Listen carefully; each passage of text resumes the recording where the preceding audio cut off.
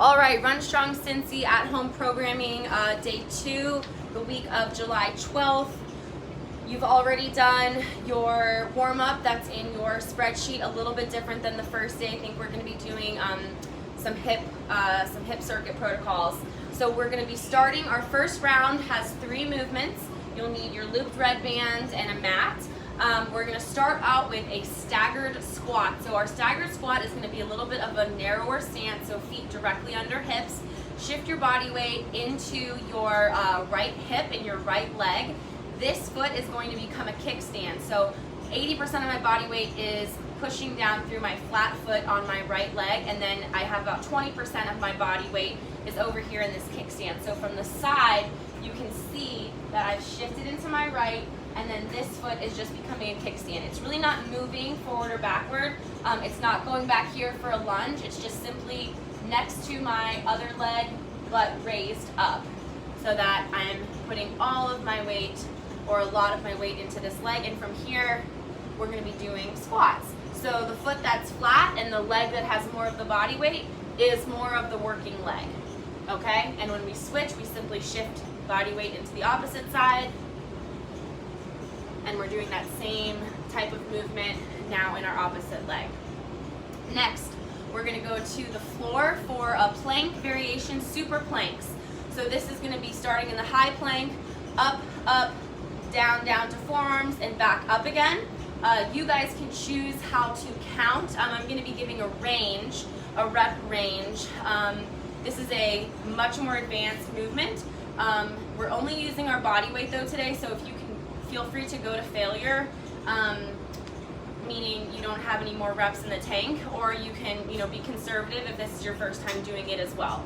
So starting in the high plank position, we're right here on the balls of our feet, tail tucked, butt is squeezed, down to a forearm plank, back up to a high plank, down to a forearm plank, back up to a high plank. And you can choose to alternate which arm you lead with, or you can do all on the same side and then all on the other side to finish out your set. As long as you get your reps in, that's a personal preference. It doesn't change the efficacy of the movement. Third exercise here, we're going to be going to a hollow body position. Now, this is a fundamental movement. If you've been working with me, we've done a million different variations of this. If you're new, that's fine. We're going to start out, the main goal here is that our low back, kind of where a little bit where your waistband is, and your tailbone, needs to be having contact with the floor the entire time. So you want to be able to tuck your tail under so that your low back has pressure. Now from here, we want to eventually be able to get to this position, the hollow body or the boat position. That being said, we're going to hold this for about 30 to 45 seconds. If your low back is coming off the floor, you need to bring your knees in closer to your belly button, because your shoulder blades and your legs will remain off the floor the entire time to give that kind of like moon half circle shape with your body. So the priority is pressure through the low back. If you feel that low back popping up, bring your knees in towards your belly button, resume pressure with your low back, and you're good to go. We'll just continue to inch your feet out as you get stronger and stronger.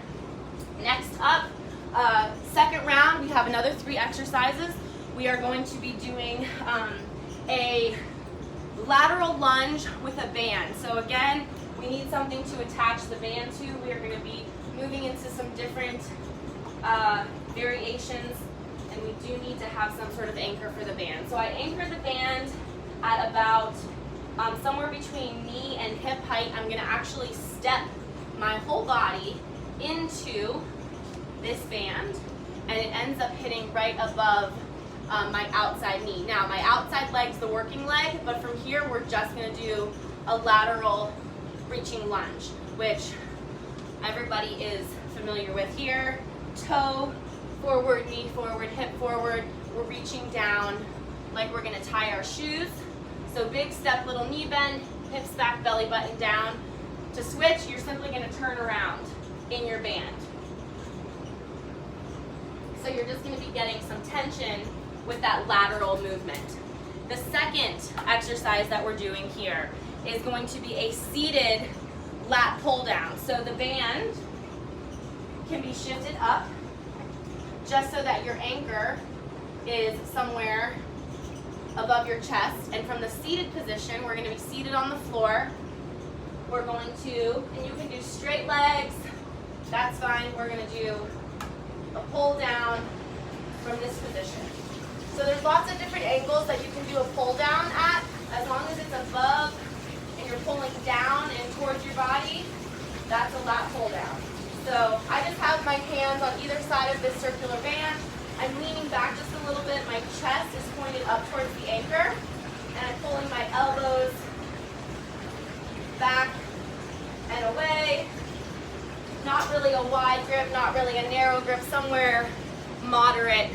So it's like this. At the end of my range of motion, my elbows and the top of my head make an arrow shape. I think you guys can see that.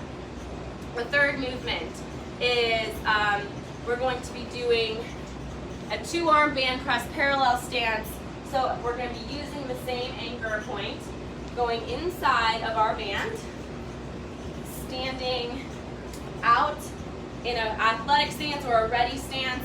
You can see that I have both of my hands are on the band, and we're going to do a 2-arm press here. Now, you might not be able to move very quickly. I want you to have good control, but the priority here is to lock out your elbows, and that band can be inside or it can be outside the arms. That's personal preference. And this height for your anchor should work for both your lat pull down and for your band press. When you do your lateral reaching lunge, it's going to need to be a little bit lower. Our third set has 2 exercises in it. One is a calf pump and one is a quad pump. So the calf pump is, we're going to be targeting calf muscles, quad pump targeting those quads right around our knees. So for the calf pumps, we need to find a wall to push off against, and we're going to be going up and down. And I don't want you guys parallel to the wall. I want it at about a 45-degree angle, moving right here. You can also choose a single leg variation, but you can follow the protocols. All the times and the reps are on the spreadsheet. Now the quad pump, excuse me, is a little teeny tiny single leg squat. So my leg is off the ground and I'm just doing a teeny little knee bend. You can see from the side, I'm not going very deep at all. The goal is to do short range of motion very quickly. If you need to have something for balance, that's fine. I don't want you to worry about balance. I want you to worry about burning out those quads, especially that area right around your knees, to protect you, especially going down hills. That is our workout for day 2. Let me know what questions you have. Maybe I'll see you in class. If not, have a great week.